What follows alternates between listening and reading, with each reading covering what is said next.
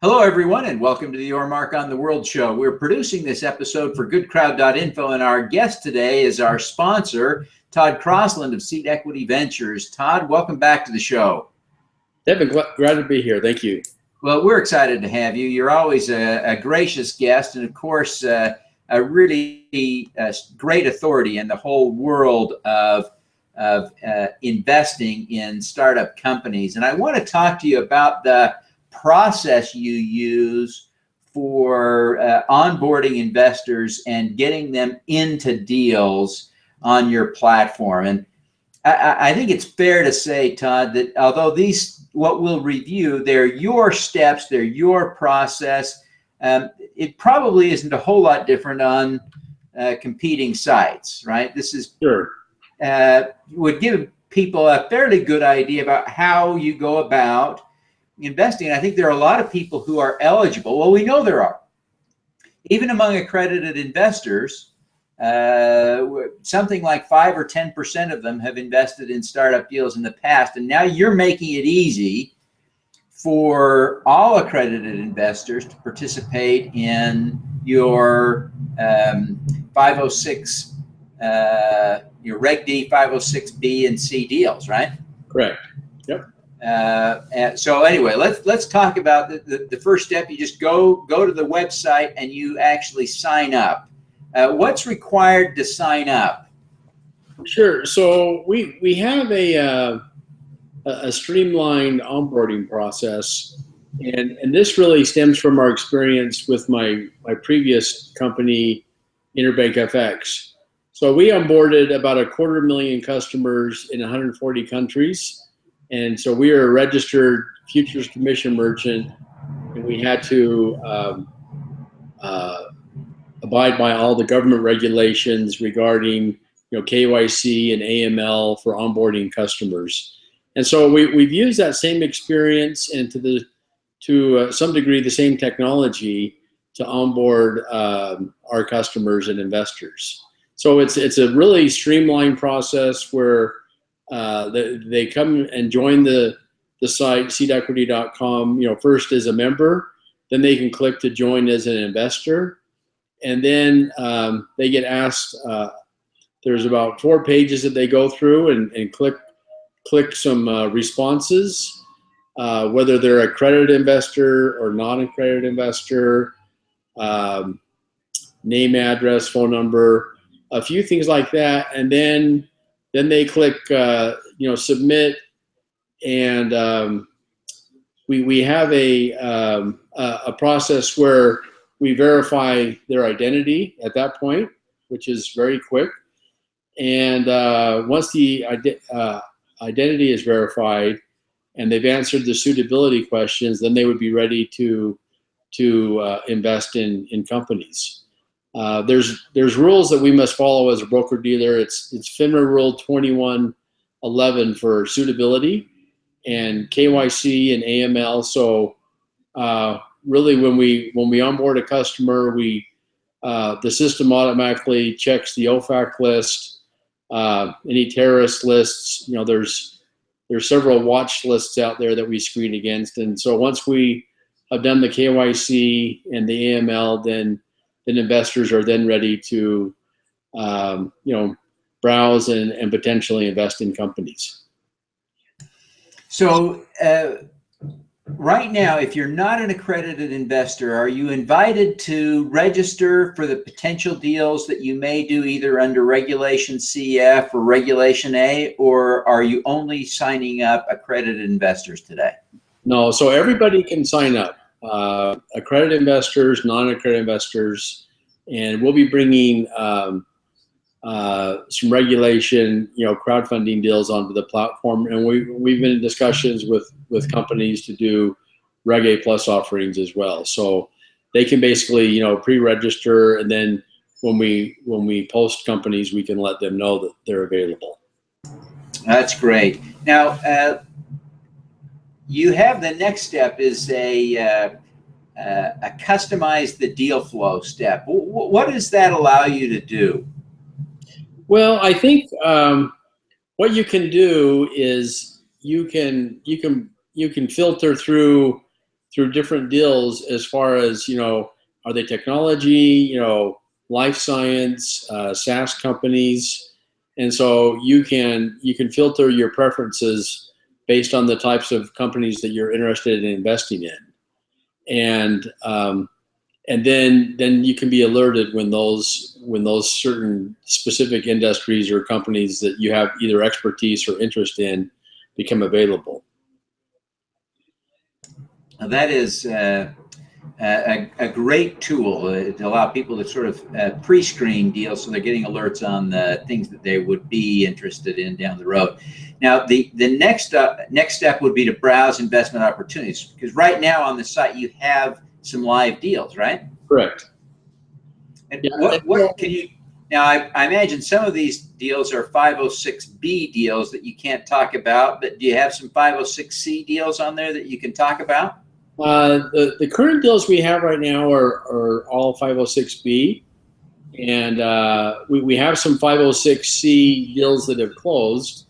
You can, so investors can browse, prior deals, and that's actually a good learning experience for a new investor to go and browse, either the pitch deck, the data room, and deals that closed that were successful. You can learn quite a bit from going through that information, and then when deals become available for either a 506C or B or CF crowdfunding deal, you'll be able to have that experience and know what to look for. Well, it is an exciting world that you're playing in. You're really leading the way, and it's exciting to see what's going on. Now, your next step is to do your homework, and perhaps we need to take a whole episode and talk about this sometime, but give us just the short version of what you mean when you say do your homework.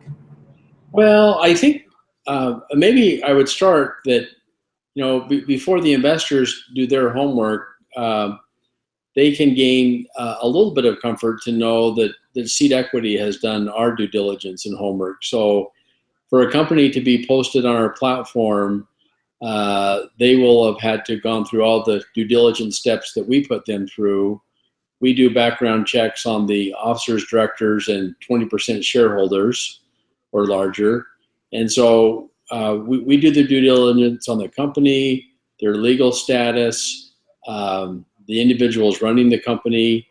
And then I think as an investor, you can, as you look at doing your homework on a particular investment, you can utilize the information that we've done as far as the background check, the financial statements, the reps and warranties, and the offering document that the entrepreneurs or the founders have signed. And so we really provide the tools in a data room for investors to do full due diligence. We also provide opportunities as companies sign up with Seed Equity to raise capital to join the founders in a webinar to be able to ask questions and to learn specifically more about the company. So we try to provide those opportunities through both the webinar, our data room, and then we have each company has their own pitch site where you can ask questions during the offering. You can receive updates from the founders, and then also call it the wisdom of the crowd. If the crowd's asking particular questions, you can learn from what other people are saying and asking. And so we think the whole process is important in informing an investment decision. Well, that diligence step is critically important, and I think we ought to take one of our episodes, Todd, to really talk through that, because there's so much meat there for people to understand not only what they need to do, but also what you've already done, and how to leverage the work that you've done to make good investment decisions. Now, the next step is to make the investment. Describe that process of making the investment on your platform. What's automated? What's old school? with documents going back and forth through the mail? How does this all work? So basically, to make an investment, as investors go through their own due diligence process, they can select, right on a specific deal, and they can put an indication of interest on, say I want to invest $10,000 in XYZ company, and then we get alerted at our side, and then we'll reach out to that individual. If there's some sensitive financial information that wasn't in the data room that the entrepreneurs or founders wanted to hold back until we have live investors, we can share that, and then we'll distribute get signature pages of the offering document signed, and then ultimately we have an escrow account set up with U.S. Bank. So U.S. Bank has a trust department that handles all of our escrows, and the escrow document is signed by U.S. Bank. It's signed by the company raising capital, and it's signed by us. And so the escrow agent ultimately, they make sure that the offering document is in order, that the document is signed by the individual, that we have a W-9 form from the company, and so they act as the gatekeeper for funds. And then once the documents are signed, then the customer can ACH or wire transfer funds to the escrow account, and then the funds reside in escrow. There's a few different scenarios for each offering. There could be a min-max offering where they potentially will raise up to $500,000, but they'll take a minimum of $250,000, and as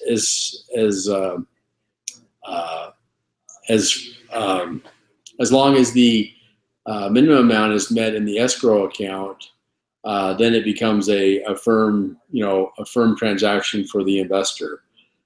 Say, for example, the escrow was set at a minimum of $500,000 before escrow could be broken, and they only raised $400,000 during the offering. Then at the end of the time period specified for the offering, then those funds would be returned to the investors, and the offering would not go forward. Well, there are some great safeguards built into the system, and that's why it's important, I think, for people to understand the value of working with a registered broker-dealer that is required by FINRA and the SEC to comply with so many safeguards that are intended to protect investors. The final step is to manage your portfolio, and really we can think about that in terms of taking a portfolio approach to investing. It's not about gambling on one deal, is it? It's about building a portfolio. Yeah, so I agree with that wholeheartedly. So the first thing that we talk to potential investors about is we look at suitability, and you look at someone's risk capital. So say if an individual has $200,000 of capital to invest in a portfolio of stocks and bonds, etc., for their retirement or for just investment purposes. Our advice is to take a small slice of your investment portfolio and apply to, if you're interested in investing in these early stage companies. And then as you do that, so maybe it's, maybe you take 5 or 10% of your investment portfolio and allocate towards this asset class, which would be early stage venture. And then to take that further, say you had $25,000 to invest, and you're a new non-accredited investor looking to invest in these early stage companies. Maybe take the approach that you're going to with that $25,000, take the top 25 companies, So you take a small investment in many companies, and then the hope is that you have it, diversified, that you're going to have, some winners, some absolute losers, but in the long term, hopefully you'll make a nice return on your investment. And I think the some of it's emotional investing for people, and someone's always trying to sell you something, and so not to get caught up in any one deal, but just to have patience and to look at this as a long-term investment. No, in these early stage companies, you may not get any of your investment back, and so having this portfolio approach, investing in 10 or 20 companies, that will give you the best opportunity to have success in this early stage investing. I think your counsel to not let the emotion carry you away is good counsel, because somewhere in that the emotional commitment to a deal, you begin to become a gambler, not an investor. And the strategy that will work is that to build that portfolio. Great counsel, Todd. Well, Todd, we really appreciate you taking the time to be with us. We appreciate all the support you provide at the Your Mark on the World Center and for GoodCrowd.info. We're thrilled to have you on the show every month, and look forward to your insights. Before we go again, Todd, please tell people how they can learn more about Seed Equity Ventures and how they can connect with you. Sure. So the website is seedequity.com. And if you want to email me, it's crosland@seedequity.com. And happy to answer any questions. Fantastic. Well, Todd, again, thank you very much for being with us today. And we wish you really every success in helping to grow America's young companies. Great. Thank you. All righty. Let's do some good.